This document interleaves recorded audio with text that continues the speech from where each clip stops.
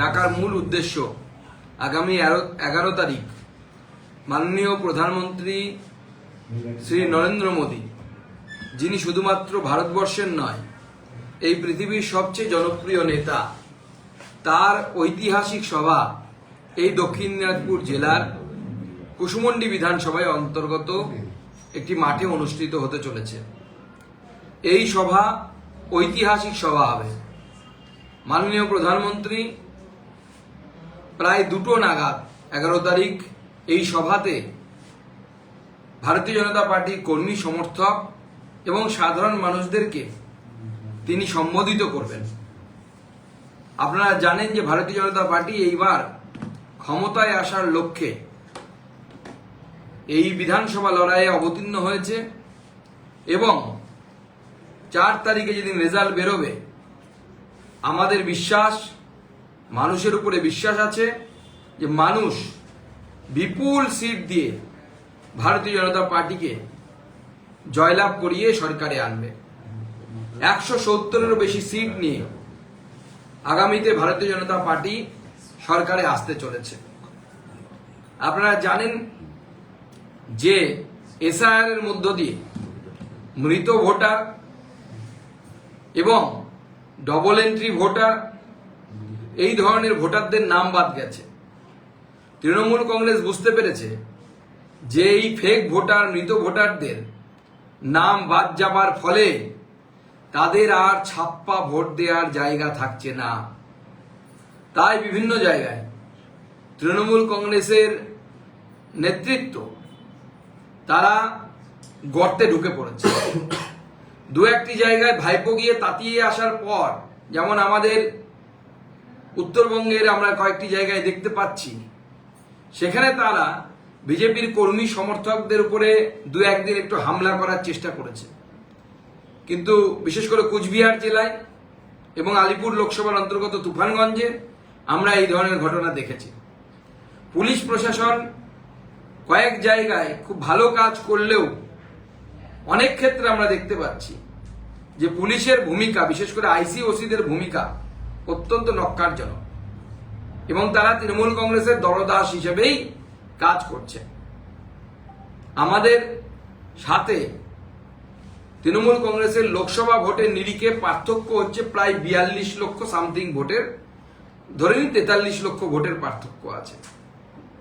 এই পার্থক্যের মধ্যে যদি এফেক্টিভ পার্থক্য বলি, এফেক্টিভ পার্থক্য বলতে আপনারা জানেন যে পশ্চিমবঙ্গে 294-এর মধ্যে বেশ কিছু আসন আছে যেখানে ডেমোগ্রাফি আমাদের অনুকূলে নয়, অর্থাৎ যারা তেমন ভোটাররা আছে যারা আমাদেরকে ভোট দেন না। স্বাভাবিকভাবে সেই সিটগুলোকে মাইনাস যদি করে দিই, বিয়োগ যদি করে দিই, তাহলে অবশিষ্ট যে সিটে তৃণমূল কংগ্রেস আর আমাদের মধ্যে প্রকৃত লড়াই হচ্ছে এবং হাড্ডাহাড্ডি লড়াই হচ্ছে, সেই সমস্ত সিটগুলোতে কিন্তু ভারতীয় জনতা পার্টি এবং তৃণমূল কংগ্রেসের ভোটের ফারাক 42 লক্ষর থেকে অনেক কম। অতএব এইবার ভারতীয় জনতা পার্টি 100% আশাবাদী আমরা যে এইবার আমরা ক্ষমতায় আসতে চলেছি এবং মাননীয় প্রধানমন্ত্রী নরেন্দ্র মোদীর সরকার পশ্চিমবঙ্গে প্রতিষ্ঠিত হতে চলেছে। মাননীয় প্রধানমন্ত্রী যে দূরদৃষ্টি সম্পন্ন যে শাসন গোটা ভারতবর্ষের বেশিরভাগ রাজ্যে এখন চলছে এবং সেখানে আমাদের আইন শৃঙ্খলা পরিস্থিতি থেকে, রাজ্যের আইন শৃঙ্খলা পরিস্থিতি থেকে শুরু করে ভারতের আন্তরিক সুরক্ষা, যেটাকে আমরা বলি ইনফিল্ট্রেশন ইংরেজিতে, বাংলায় অনুপ্রবেশ, যা একটা বড় চ্যালেঞ্জ হিসেবে দেখা দিয়েছে পশ্চিমবঙ্গের, এই সমস্ত কিছু নিয়ন্ত্রণের কাজ হবে মাননীয় প্রধানমন্ত্রীর সরকার প্রতিষ্ঠা হবে।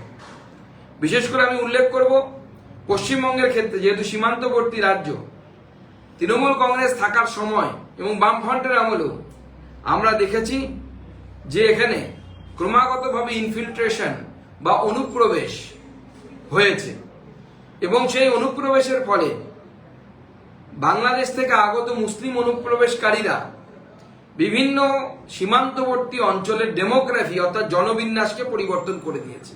আমি এখানে স্পষ্ট করে দিতে চাই, যারা ভারতীয় মুসলিম, যারা বংশ পরম্পরায় এই ভারতবর্ষে আছেন, যাদের বাপ ঠাকুরদা এখানেই ছিলেন, তারা ভারতবর্ষের নাগরিক, তারা ভারতবর্ষে আছেন, আগামী দিনেও ভারতবর্ষে থাকবেন। ভারতীয় জনতা পার্টি সবার সাথ, সবার বিকাশ, সবার বিশ্বাসের মন্ত্রে বিশ্বাস করে।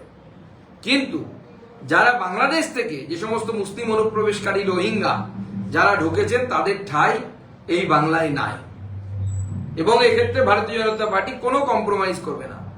আমাদের মাননীয় গৃহমন্ত্রী শ্রী অমিত শাহজি বলেছেন যে তাদেরকে প্রথমে ডিটেক্ট, ডিলিট এবং ডিপোর্ট, অর্থাৎ প্রথমে খুঁজে বের করতে হবে কারা এরা, তারপরে তাদেরকে ভোটার লিস্ট থেকে ডিলিট করতে হবে, এবং তার পরবর্তী সময়ে এদেরকে ডিপোর্ট অর্থাৎ তাদের নিজের দেশে পাঠিয়ে দিতে হবে। তো ভারতীয় জনতা পার্টি এই নীতিতেই চলবে, ভারতীয় জনতা পার্টির সরকারও এই নীতিতে চলবে। আইন শৃঙ্খলা পরিস্থিতি থেকে শুরু করে সমস্ত কিছুর ক্ষেত্রে ভারতীয় জনতা পার্টি, আমরা যেভাবে বিভিন্ন রাজ্যে আমাদের যে নিদর্শন রেখেছি আইন শৃঙ্খলার ক্ষেত্রে, সেই নিদর্শন আমরা আমাদের এখানে যে সরকার হবে সেই সরকারের ক্ষেত্রে রাখবো। শুধু তাই নয়, কর্মসংস্থানের জন্য ভারতীয় জনতা পার্টি বিশেষ উদ্যোগ নেবে। মাননীয় গৃহমন্ত্রী আমাদের মাননীয় অমিত শাহজি মথুরাপুরের সভা থেকে উল্লেখ করেছেন যে আমরা আমাদের বেকারদেরকে 5 বছরের বয়সে ছাড় দেব, যাতে তারা এই 15 বছর যাদের নষ্ট হয়ে গেছে সেখান থেকে কিছুটা হলেও তারা মুক্তি পেতে পারে। আমরা 7ম বেতন কমিশন চালু করব। শুধু তাই নয়, 2026 ডিসেম্বর মাসের মধ্যে পশ্চিমবঙ্গ সরকারের রিক্ত পদ অর্থাৎ শূন্য পদ, সেই সমস্ত শূন্য পদ আমরা ফিল আপ করব। আমাদের এখানে 6টি বিধানসভা আছে, তার মধ্যে বালুরঘাট বিধানসভার প্রার্থী বিদ্যুৎ কুমার রায়, তিনিও আমাদের আজকে আমার সাথে প্রেস কনফারেন্সে আছেন। বালুরঘাট বিধানসভা নিয়ে তাই দু একটি কথা বলতে চাই। বালুরঘাট বিধানসভা গতবার বিজেপি 12,000 সামথিং অর্থাৎ প্রায় 13,000 ভোটে জিতেছিল। এবার আমরা তার থেকে বিপুল মানে প্রায় ডবল ভোটে বালুরঘাট বিধানসভা আমরা জিততে চলেছি। কিছু মানুষকে বিভ্রান্ত করার চেষ্টা করছে, এখানে বামফ্রন্টের তরফ থেকে মানুষকে বিভ্রান্ত করার চেষ্টা করা হচ্ছে।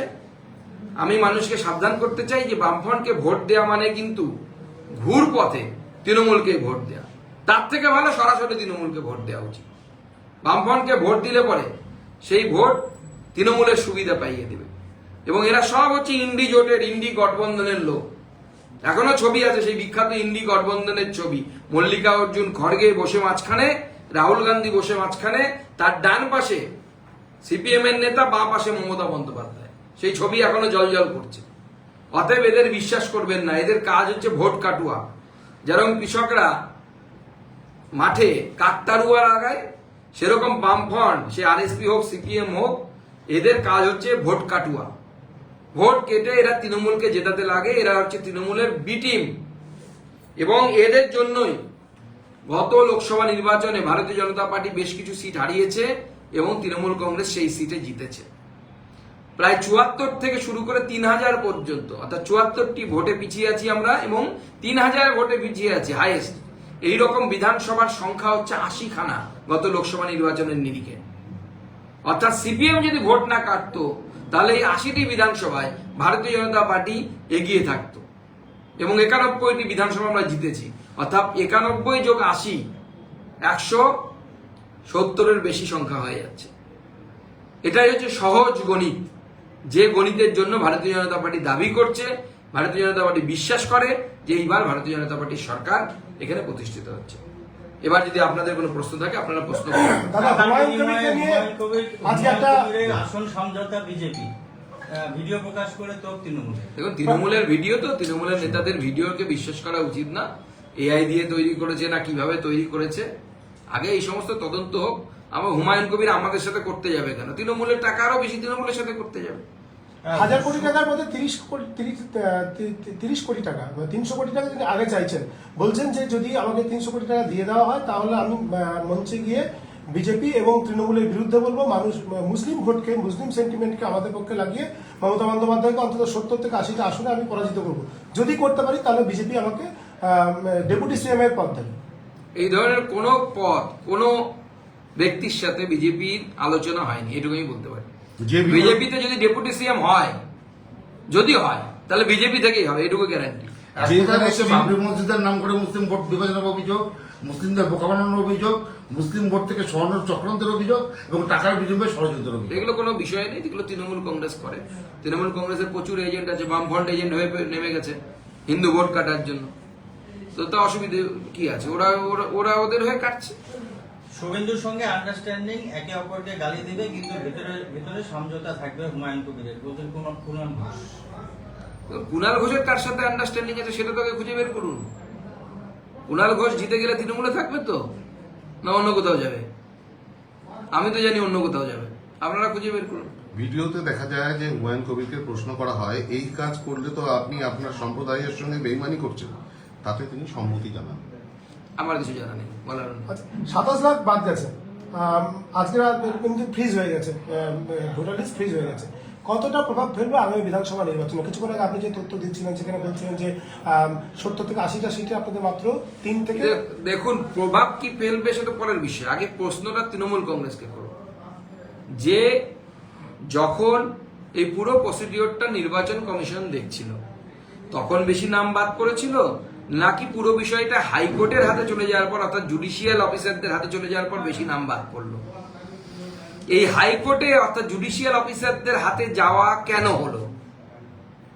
আজকে যারা লাইন দিচ্ছেন, বালুরঘাট বিডিও অফিসে দেখলাম লাইন পড়েছে, তাদেরকে আমি এই প্রশ্নটা করতে চাই যে সুপ্রিম কোর্টে কে গেছিল? বিজেপি গেছিল, নির্বাচন কমিশন গেছিল, না মমতা বন্দ্যোপাধ্যায় গেছিলেন? সুপ্রিম কোর্টে যাওয়ার জন্যই তো আজকে এই জুডিশিয়াল ম্যাজিস্ট্রেটদেরকে নিয়োগ করলো সুপ্রিম কোর্ট এবং হাইকোর্ট। তো যদি মমতা বন্দ্যোপাধ্যায় সুপ্রিম কোর্টে না যেতেন তাহলে তো এত নাম বাদ পড়তো না। মমতা বন্দ্যোপাধ্যায় আবার সুপ্রিম কোর্টে যেতে চাইছেন যে কোনোভাবেই ফ্রিজ করা যাবে না, কমিশনের যে লিস্ট সেটা ফ্রিজ করা যাবে না বলছেন। আবার কমিশন এই সুপ্রিম কোর্টে যাবে। দেখুন, সুপ্রিম কোর্টে উনি যেতেই পারেন, কিন্তু সুপ্রিম কোর্টে যাওয়ার জন্যই তো এই ঝামেলাটা হয়েছে। নিজেই সাপ হয়ে দংশাচ্ছেন, কামড় দিচ্ছেন, আর নিজেই আবার ওজা হয়ে বলছেন আমি ঝাড়ফুঁক করবো। তো মমতা বন্দ্যোপাধ্যায় পলিসি তো এই পলিসি। যখন নির্বাচন কমিশনের হাতে ছিল 5 লাখ মতো নাম বাদ গেছিল 30 লক্ষের মধ্যে, এখন 60 লক্ষের মধ্যে, এখন 60 লক্ষের মধ্যে 27 লক্ষ নাম বাদ চলে গেল। কিন্তু মমতা বন্দ্যোপাধ্যায়ের জন্য হচ্ছে, কারণ মমতা বন্দ্যোপাধ্যায় গেছিলেন। আর মমতা বন্দ্যোপাধ্যায় বিএলওদেরকে দিয়ে, এইআরওদেরকে দিয়ে সেই সময় বুদ্ধি করেছিলেন যে বেশি নাম তোলার দরকার নেই, লাস্ট দিন ফটাফট আমরা সমস্ত কিছু আপলোড করব যাতে নির্বাচন কমিশন ধরতে না পারে। সেই বুদ্ধিতেও প্রচুর নাম বাদ গেছে। শেষ মুহূর্তে তাড়াহুড়োতে অনেকের পাসপোর্ট আছে, আপলোড হয়নি, মমতা বন্দ্যোপাধ্যায়ের জন্য তাই। বর্ডার এরিয়ায় ফোর্স আসছে যাতে কেউ ভোট দিতে যেতে না পারে। মা বোনদের বলছি, কেউ যদি পথ আটকায় তাহলে ঝাঁটা দিয়ে ভোট কেন্দ্রে যাবেন এবং রাস্তা পরিষ্কার করবেন এবং ভোট প্রত্যেকেই দেবেন, এমনটাই বলছে মমতা। দেখুন, এটা মুখ্যমন্ত্রীর নতুন কিছু নয়, শীতলকুচির সময় উনি তাই করেছিলেন। ওনার উদ্দেশ্য একটাই যে সেন্ট্রাল বাহিনীকে ঘিরে ধরে ভারতবর্ষের সমস্ত ভারত প্রেমিক শক্তিকে মমতা বন্দ্যোপাধ্যায় দিন দিন চাইছেন যে ক্ষয় করার জন্য, ক্ষতি করার জন্য। সেন্ট্রাল বাহিনীকে ঘিরে ধরে তাদের হাতিয়ার চেনার চেষ্টা হয়েছিল শীতলকুচিতে, তার ফলে একটি অনভিপ্রেত ঘটনা ঘটেছিল। উনি চাইছেন আবার রিপিট হোক সেটা, তাহলে ওনার মুসলিম ভোট কনসলিডেট হবে। ভবানীপুরে 500 টাকা দিয়ে ভোটের মিছিলে নিয়ে যাওয়া হচ্ছে সাধারণ মানুষকে, এবং সেখানে প্রচুর বাউন্সার নিয়ে আসা হচ্ছে বা বহিরাগতদের নিয়ে এসে ভবানীপুরে ভোট করানোর চেষ্টা করছে বিজেপি।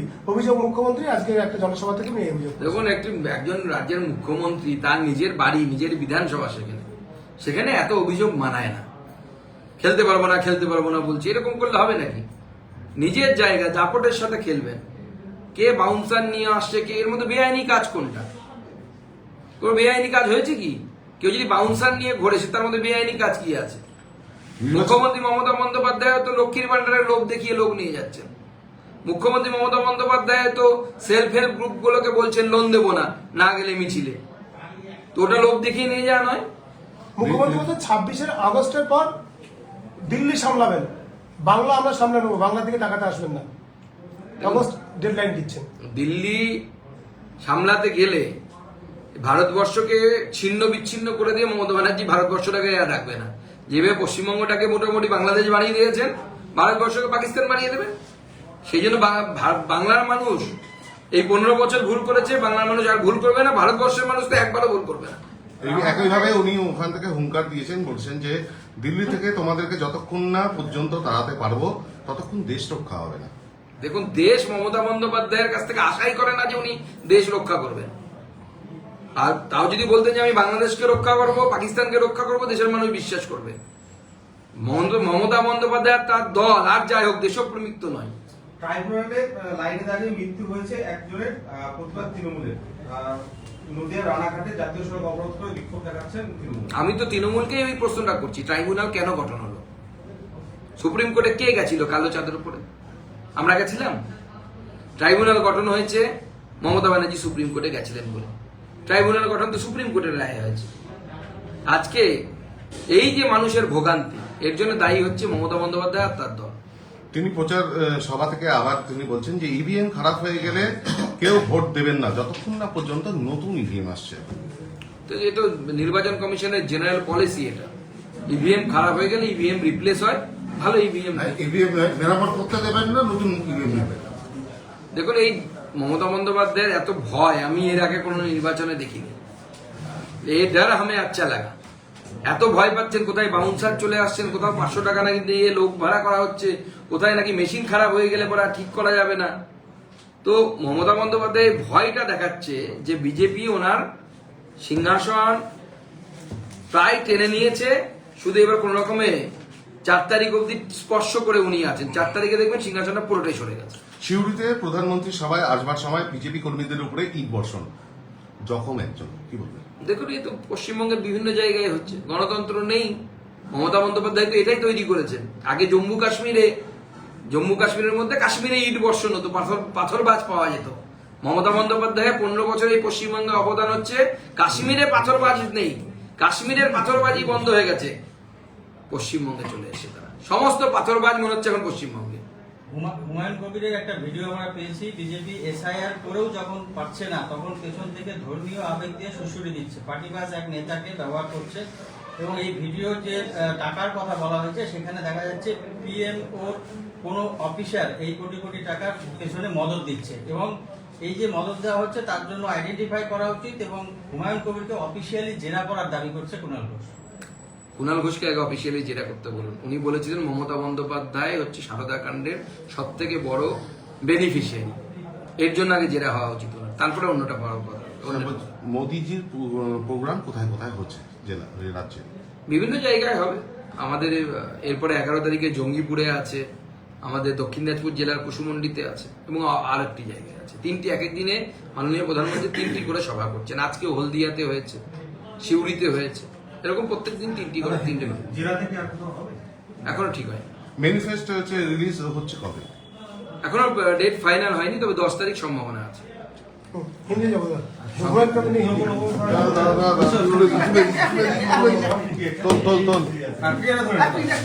ধরে নেবো, ওই যে ওরটা ধরতে হবে তো। আর কাজ হবে। পিটিআইটা আর ইয়াটা ধর। অত কবির না নামা তাদের কথা আমি কি রেকর্ড করবো?